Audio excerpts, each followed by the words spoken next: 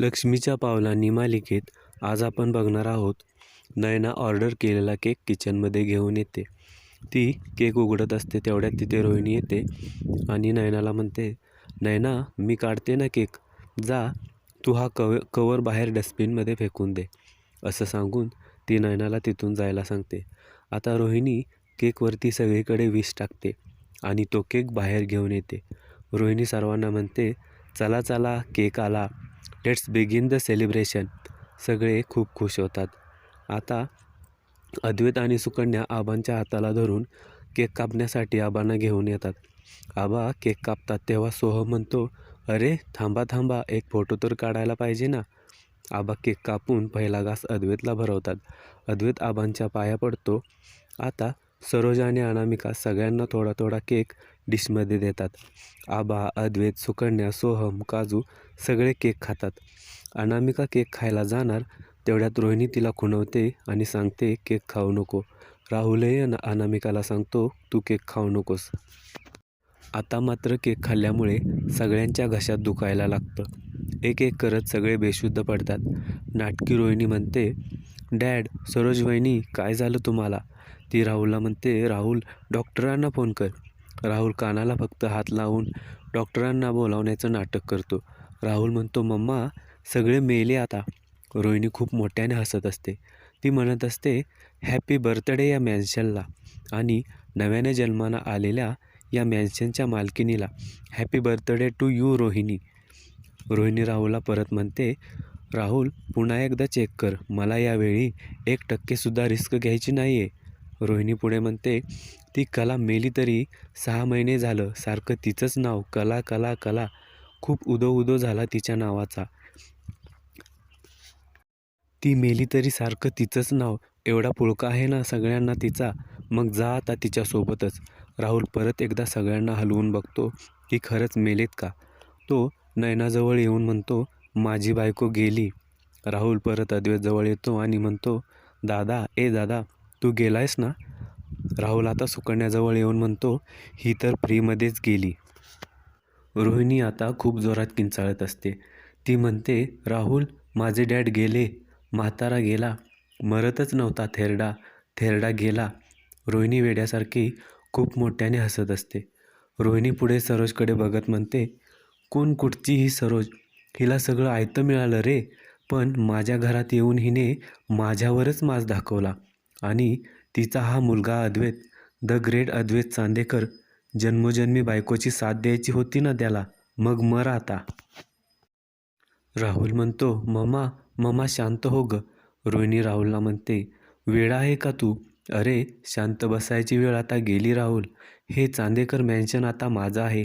चांदेकरांची सगळी property, चांदेकरांचे jewellery shops, सगळ्यांची एकटी मालकीन मी झाले. एकटी मालकीन. राहुल सेलिब्रेट करायला पाहिजे. जा जा दारू घेऊन ये. राहुल लगेच दारू घेऊन येतो. ते दोघे आता दारू पितात आणि वेडी अनामिका फक्त त्या दोघांकडे बघत असते. रोहिणी पुढे राहुलला म्हणते, राहुल खरं सांगू का, खरी मजा मला त्या कलाला मारताना, तिला गाडीने उडवताना आली. कला मेल्यानंतरसुद्धा तिचं हृदय आपल्यात जिवंतच आहे म्हणे. रोहिणी पुढे म्हणते, मी सोन्याच्या गादीवर झोपणार आता आणि पैशांची चादर अंगावर घेणार, कारण आता मी आहे या साम्राज्याची राणीसाहेब. राणीसाहेब. रोहिणी दारूचा एक घोट घेते तेवढ्यात कोणीतरी म्हणतं, मग बोला ना राणीसाहेब. रोहिणी अचानक दचकते.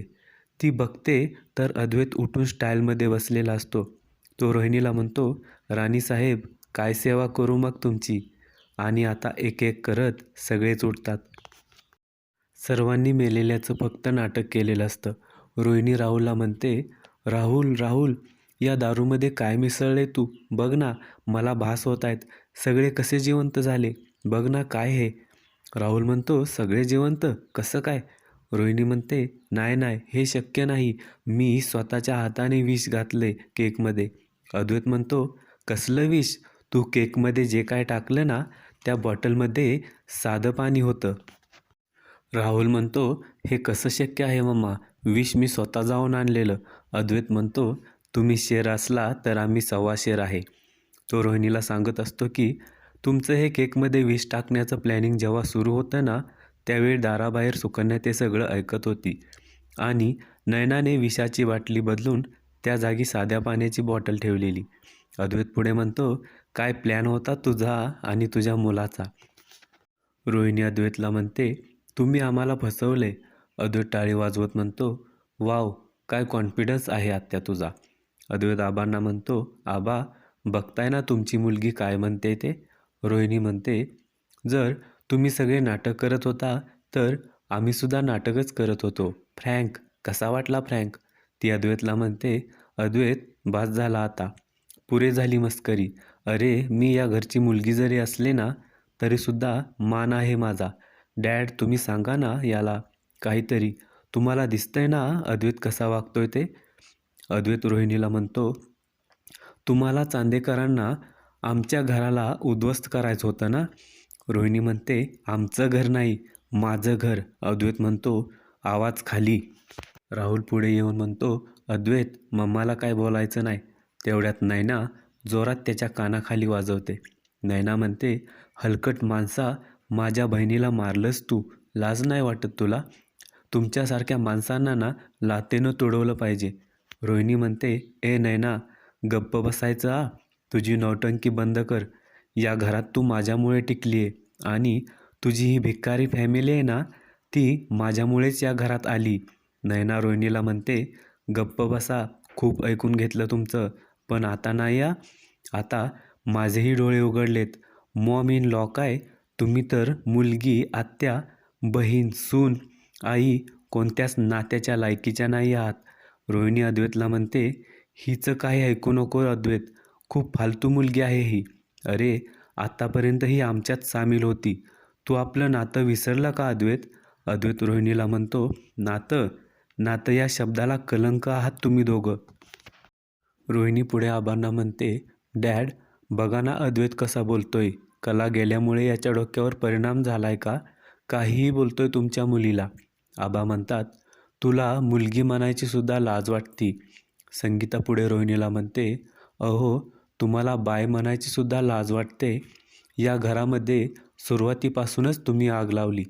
रोहिणी संगीताला म्हणते, ए तू गप ग, तुझी लायकी तरी आहे का माझ्याशी बोलायची? संगीता म्हणते, मी गरीब बाई आहे पण तुमच्यासारख्या करपलेल्या काळजाची नाही हो. दिनकर संगीताला म्हणतो, संगे अगं असल्या माणसाच्या तोंडाला बी लागायचं नसतं. रोहिणी संगीताच्या अंगावर धावून जाते आणि म्हणते, तू आमच्या घरात जेव्हा पहिलं पाऊल ठेवलं तेव्हाच तुला लाथ मारून बाहेर काढायला पाहिजे होतं. तू आणि तुझ्या तिन्ही मुलींनी आमच्या आयुष्यात विष कालवले. तुझ्या तर. असं म्हणून रोहिणी संगीताच्या अंगावर जाते आणि हात उचलते. संगीता तिचा हात धरते आणि म्हणते, तुला आता मी सोडायची नाही. रोहिणी म्हणते, हट. ती संगीताला जोरात ढकलून देते. सुकन्या संगीताला पकडते आणि म्हणते, कलाच्या आई तुम्ही ठीक आहात ना? उद्याच्या भागात आपण बघणार आहोत, अद्वैत रोहिणीला म्हणत असतो, तू जे काही बोलले ना ते यात रेकॉर्ड झाले, सगळे पुरावे आहेत माझ्याकडे. तो रोहिणीला पुरावे दाखवत म्हणत असतो, हा बघ हा पहिला पुरावा, हे गाडीच्या डॅश टॅबचं रेकॉर्ड. तो पुढे म्हणतो, हा दुसरा आणि सर्वात मोठा पुरावा म्हणजे कलाचा मोबाईल. अद्वैत पोलिसांना लगेच बोलवतो आणि रोहिणीला आणि राहुलला घेऊन जायला सांगतो.